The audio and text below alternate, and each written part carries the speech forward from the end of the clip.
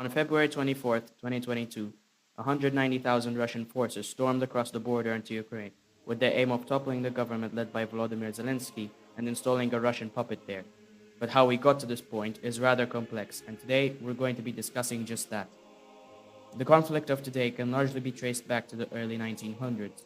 The modern Ukrainian territory was largely in the hands of the Russian Empire. In 1914, World War I started, and Russia was pinned against the Central Powers. During World War I, Russia suffered heavy defeats towards the Germans and had been pushed out of Poland and Lithuania.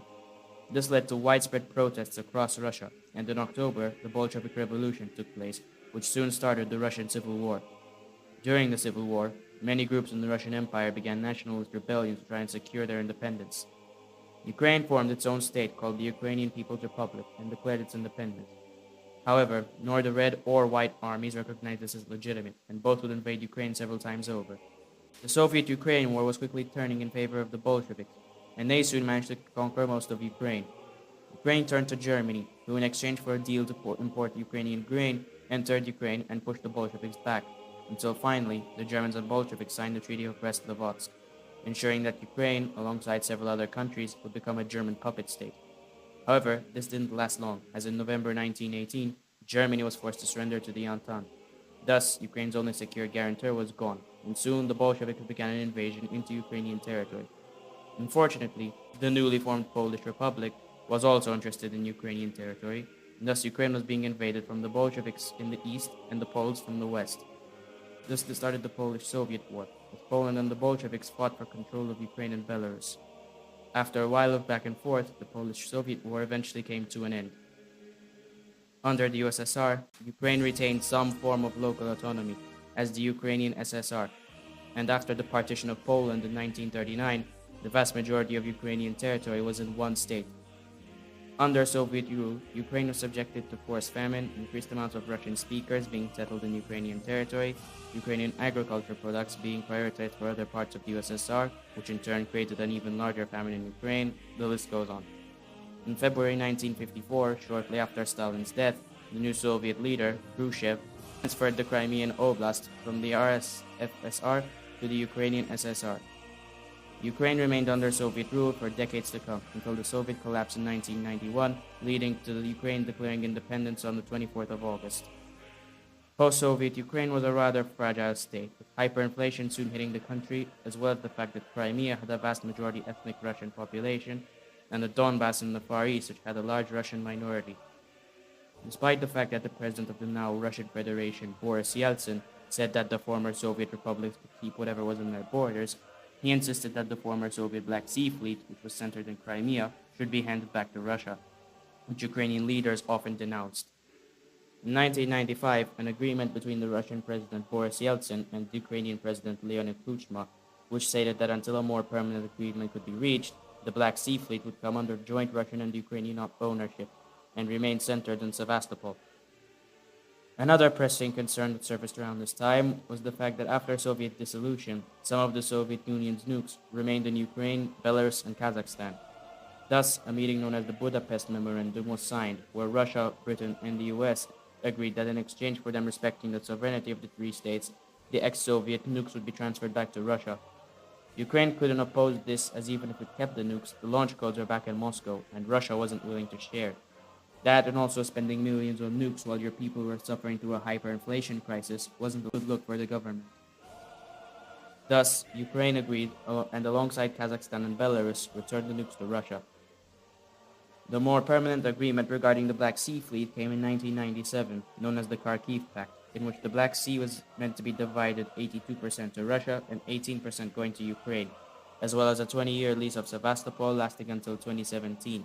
There it would be decided by the government in power whether the lease was to be extended or not. In 2010, the pro-Russian Viktor Yanukovych came to power in Ukraine.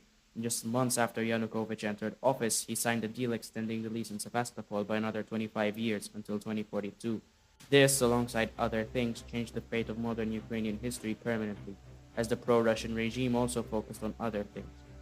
Prior to Yanukovych obtaining power, there was a long-standing trade deal that would have heavily increased the trade volume between Ukraine and the European Union. However, the Russian President Vladimir Putin told Yanukovych to cancel the deal in exchange for Russia providing economic subsidies to the Ukrainian government, which Yanukovych agreed to. This was the final straw, and soon after, in February 2014, the Euromaidan revolution exploded, where the Ukrainian people rose up to oust Yanukovych from power. Yanukovych was forced to flee to Russia, where he remains in exile till this day. In the chaos of the Euromaidan revolution, Putin seized the opportunity and ordered Russian sailors to emerge from Sevastopol and occupy Crimea, which he annexed into Russia soon after. The annexation received international condemnation, and some minor economic sanctions were implemented by the West, but nothing too crucial to Russia. After the Russian annexation of Crimea, a large scale of Russian separatists swept the Donbass and soon turned into a full-scale insurgency, as the Russian-speaking people there fought for independence against the newly established Ukrainian government. Two new Russian republics were formed, known as the Donetsk and Luhansk People's Republics. The Ukrainian military fought back and soon began regaining territory lost to the insurgents. This dissatisfied Putin back in Moscow, who soon began sending aid and soldiers to the insurgents.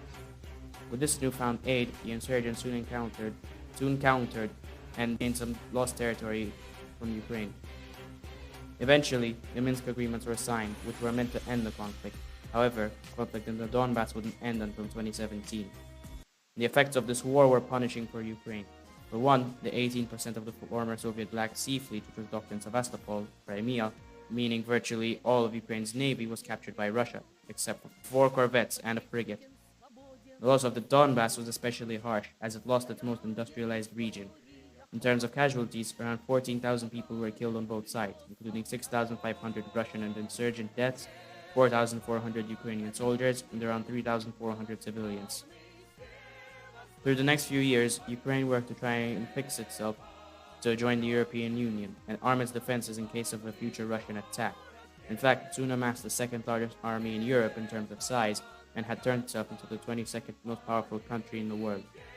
In 2018, Russia finished construction of the Kerch Strait Bridge between Crimea and the Russian mainland, making it the largest bridge in Europe and quite frankly turning the Sea of Azov into a Russian lake. In 2019, Volodymyr Zelensky was elected president, and he opted to continue Ukraine's push out of Russia's orbit and over to the West. And that's it for part 1 of this conflict. Unfortunately, part 2, which was meant to be about the course of the invasion, the war is still ongoing, and rapidly changing fronts make a video nearly impossible to make. Thus, hopefully when the conflict eventually comes to an end, I'll be able to post the second part of this video. Until then, thank you so much for watching, and please consider subscribing, as it takes a lot of work to make these videos and your support would mean the world to me.